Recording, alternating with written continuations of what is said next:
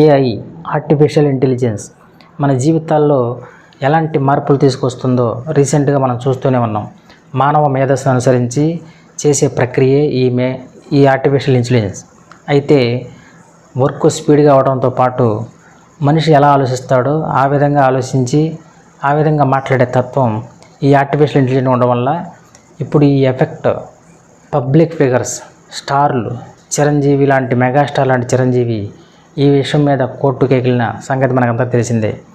ఎందుకంటే తమ అనుమతి లేకుండా ఫోటోలు కానీ వీడియోలు కానీ యూట్యూబ్ ఛానల్లో కానీ బిజినెస్ ప్రకటనలో కానీ యూజ్ చేయకూడదని కోర్టుకు ఎక్కారు. అలాగే ఒక చిరంజీవే కాదు, బాలీవుడ్ నటులు, అలాగే షారూఖ్ ఖాన్, అమీర్ ఖాన్, అమితాబ్ బచ్చన్ లాంటి వాళ్ళు కూడా ఈ ఏఐ ద్వారా బూతులు మాట్లాడించడం, తమ పాత లవర్లని కలిసినట్టు మళ్ళీ క్రియేట్ చేయడం, ఇలాంటి ఎన్నో మన సోషల్ మీడియాలో చూస్తూనే ఉన్నాం.